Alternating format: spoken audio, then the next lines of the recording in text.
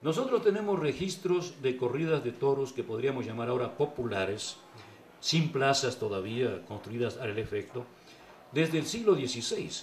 Ya para 1560-70 tenemos nosotros corridas de toros en Quito. ¿Por qué? Cuando había algún festejo especial. Cerraban las esquinas de las plazas, sobre todo aquí en Quito al principio la Plaza de la Independencia, la Plaza Mayor, que no tenía ni jardines ni nada en el medio. Después habrá una pila, pero aún con la pila en el medio hacían corridas en la plaza o en otras plazas. De tal manera que ya del siglo XVI tenemos nosotros constancia de que el municipio, el cabildo, a veces organizaba estas corridas para diversión del pueblo en ocasión de festejos especiales. Por ejemplo, se solían hacer corridas de toros muy lujosas, interesantes, cuando nacía un príncipe, cuando era coronado un nuevo rey, cuando llegaba un presidente de la audiencia, cuando llegaba el obispo nuevo, etc. Desde el siglo XVI hasta la actualidad hay en el Ecuador corridas de toros. No solamente en Quito, en Riobamba, en Ambato, en Ibarra. Y también habían desde en la costa, algo que la gente olvida, en la costa, sobre todo en el campo de Guayas, Los Ríos, sur de Manabí, también había corridas de toros. Claro, sin lugar a dudas. Ahora, las primeras corridas en el siglo XVI son de la clase dominante, porque al principio los indígenas no sabían de qué se trataba, pues, ¿no? Y los mestizos nacidos aquí tampoco. Pero cuando los conquistadores o los colonos que van llegando organizan las corridas de toros, poco a poco eso se mete en el alma del pueblo. Tan es así que hay corridas de pueblo en todas partes.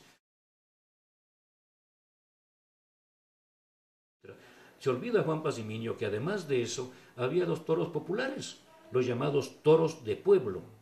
Esos toros de pueblo ha habido en el Ecuador desde el siglo XVI hasta hoy. En Quito, por ejemplo, no era necesario que se hagan las corridas en las plazas Belmonte o Arenas. Antes de eso se hacían las corridas, como digo, en las plazas normales. Ya viene la palabra plaza, ¿no? Ya viene la palabra plaza, no de otra cosa. Y se seguían cercando ciertas plazas de la ciudad para hacer toros de pueblo ahí, con la participación masiva de la población. No solamente de la clase popular, en este caso de los toros de pueblo, no. En los toros de pueblo participaban todos, desde la población indígena hasta a veces la clase dominante. Eso dependía un poco del barrio, dependía de qué fiesta era, dependía de las relaciones, porque además hay que tener en cuenta que nuestra clase dominante, ¿verdad?, la nobleza quiteña, igual que la nobleza riobambeña, tenían pues a mucha honra, a mucha gala, tener amistad con gente del pueblo. Participaban en las fiestas populares, no solamente en los toros, también en los bailes, etcétera, ¿verdad? Y de eso también hay constancia escrita y documental. Desde muy temprano los indígenas en los toros de pueblo participan, cuando no son ellos mismos los que organizan el toro en su pueblo, los toros en su pueblo para diversión de ellos, ¿verdad? Y solían no solamente hacer los juegos de las mantas, también torear con el poncho. Pero esa vinculación entre indígenas, mestizos y blancos en los toros, yo diría que es tan antigua como el mestizaje ecuatoriano. Decir, por ejemplo, me adelanto un poco, que los toros hay que prohibir porque son importados, es una barbaridad, pues. Habría que prohibir el castellano, habría que prohibir la religión católica, habría que prohibir un montón de costumbres nuestras, habría que prohibir que comamos pan de trigo, que comamos carne de puerco, que comamos carne de borrego, que tomamos leche, todo eso es importado, ¿no? De manera que hay absurdos que a veces se dice que son realmente ridículos. Este es un país mestizo. Nuestros antepasados españoles conquistaron a nuestros antepasados indígenas. Y nosotros somos el resultado. Con mayor o menor cantidad de sangre española o mayor o menor cantidad de sangre indígena. Todos en el Ecuador somos mestizos. Todos, incluidos los que se llaman a sí mismos indígenas puros. Puede ser que haya alguna excepción en el mundo oriental, allá entre las tribus no contactadas. Puede ser, pero no es que nos conquistaron a nosotros. Formaron ellos, con nuestros antepasados indígenas, una sociedad distinta. Se festeja el 6 de diciembre. Yo, como historiador, insisto en que el 6 de diciembre no es la fecha de la fundación de Quito. La fecha es el 28 de agosto de 1534. Y no fue fundada por Benalcázar, sino por el Diego de Almagro. Eso dicen los documentos. Pero también digo otra cosa. Los quiteños tienen derecho a festejar a su ciudad cuando les da la gana. La fiesta popular no tiene por qué tener una serie de normas dadas por el Estado o dadas por algunos intelectuales totalmente desvinculados de las masas populares. Si el pueblo quiere divertirse el 6 de diciembre o quiere divertirse el 15 de mayo, allá él. Ah, es que son empresas. Claro que son empresas. El mundo moderno actual no funciona sin empresas. Pero esas empresas justamente se organizan para responder a una demanda.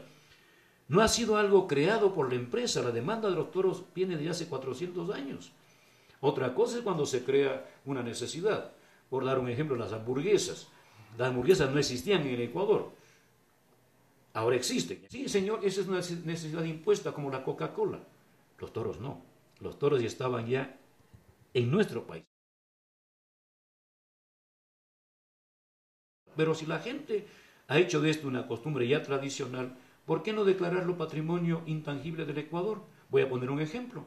El gobierno actual, a través de su Ministerio de Cultura, ha declarado patrimonio intangible del Ecuador las diabladas de Píllaro, que no tienen 50 años.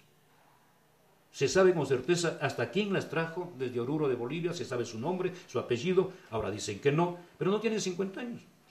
Y sin embargo, las corridas de toros que tienen 400 años no son patrimonio intangible porque les molesta a algunas personas. Hay una contradicción ahí.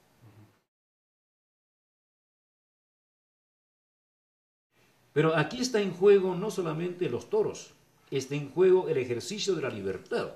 Eso es lo fundamental.